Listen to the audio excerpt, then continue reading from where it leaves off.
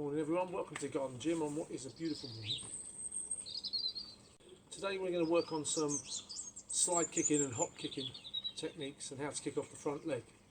Now if you're one of these people who can just kick, keep your legs up all the time, slide backwards and forwards for hundreds of yards kicking, then it's probably not for you. You can go and make a cup of tea or go and practice your blitzing. But for the rest of us, we're going to work through some exercises that will help us understand how to slide kick and how to hop kick without stepping.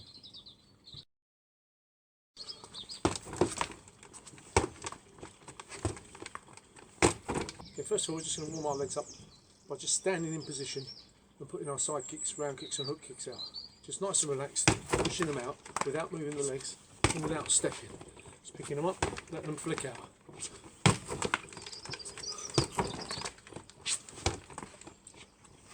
So you're getting used to lifting that leg without stepping this back leg. By stepping this back leg, you're giving away your movement to someone else. They're seeing that movement before they see a kick. And if someone's quick enough to recognise that, then they can see when you actually intend to throw a kick, and they can either move out the way or counter you. Once we've done a few kicks, warmed a few up, throwing the side kicks, round kicks, hook kicks out to get the legs working, and what we're going to do is we're just going to stand still with our feet together this way, dead straight. And all we're going to do is slide that leg out dead straight away from us, and we're going to slide it and then pull this leg like this. It's nice and relaxed from here. Slip it up, and then this leg slides afterwards. So you're learning, rather than to step and kick, what you're learning to do is from there have that leg pull this leg forward.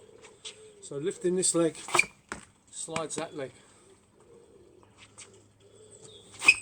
here, and so you're starting to get the slide on the kick. And what should happen eventually, you lift your knee up, first thing that happens is your knee comes up, then your leg slides, as opposed to stepping.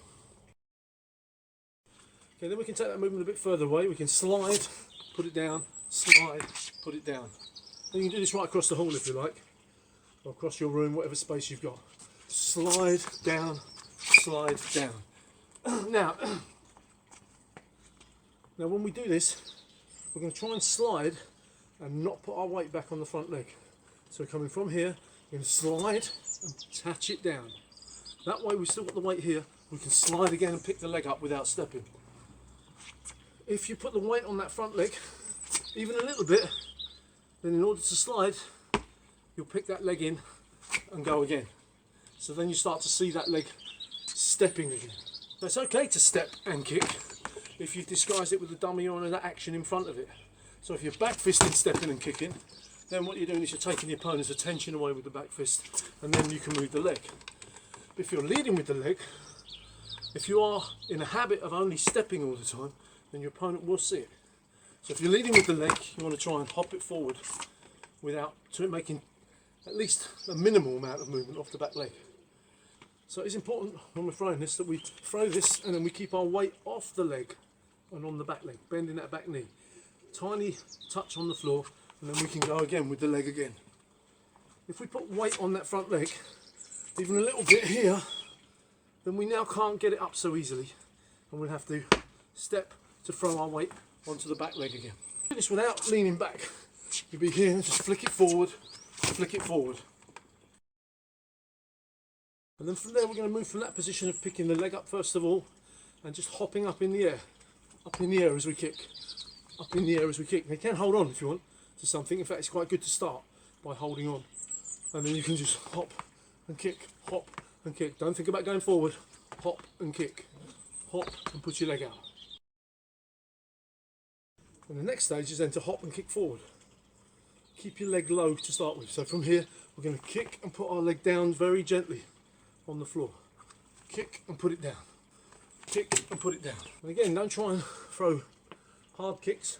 Just flick them out, put it down, flick them out, put it down, flick them out. So this leg is hopping underneath you.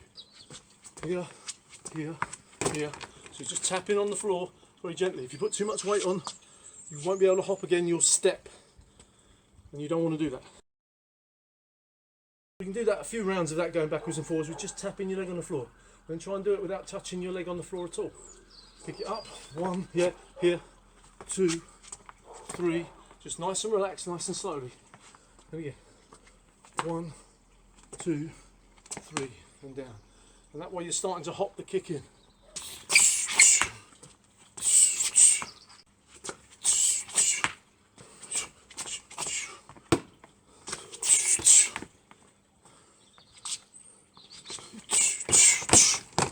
So try it slowly first of all. Hop, stop, hop again. Try and get 2 hops in.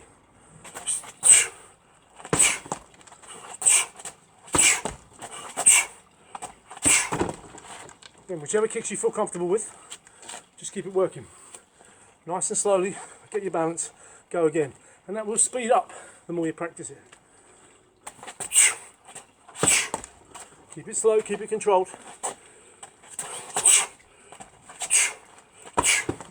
All the time, a little hop off the back leg.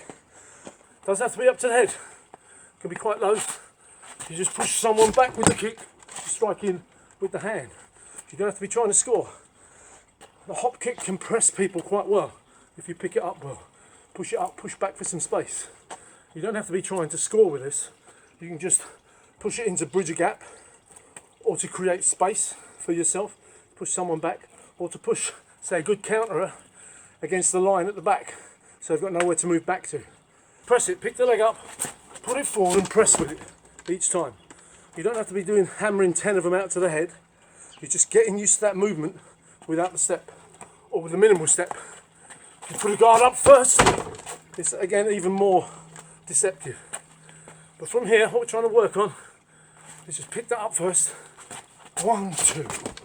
Just drive your leg out. Nice and easy. 1, 2. Only 1 hop on that one. 1, slow it down. It won't just build up your hopping kick. What it will build up is your delivery of the kick. Obviously you get your knee, your chamber up first of all, but then it'll also build up your driving forward, even if you're one kick, or if you're dummying first, getting your hip into the kick and moving forward. You don't have to be someone who's going to hop kick all the time. But what you'll get is a movement from the floor, a lateral movement across the floor with your kick, rather than step, which will link you there, and then kick. Now you're in a space, you're stuck to the floor. If you pick it up, hop, now you move across the floor. And even if you're not going to be a hop kicker, or a slide kicker, or a machine gun kicker, this can still help you, because when you do kick, you'll have more depth and penetration in what you do, because your foot will move across the floor as you're kicking, rather than step, which then plants you where you are. And then also, once you do stop, if you step and kick as well, so like here, 1, if you go for another kick, you then slide. Then you've got a variation in how you move. So it's good practice to do, even if you're not a kicker. Even if you're someone like me who's got bad knees and hips are killing them after training for several days, you can still get a good workout in, and you can get that understanding of moving across the floor and gaining distance.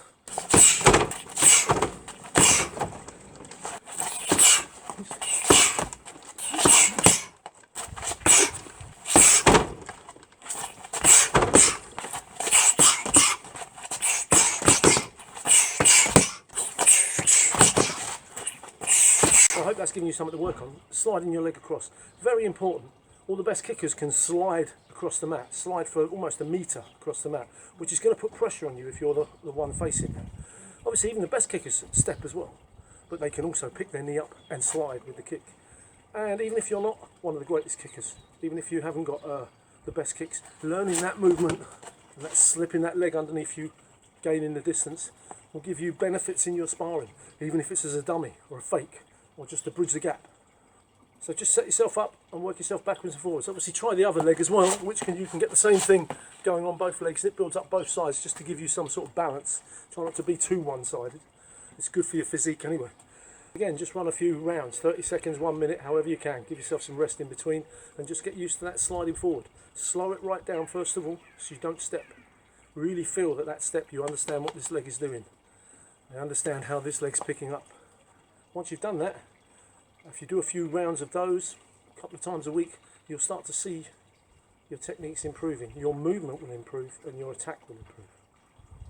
Thank you very much. Goodbye from the Garden Gym.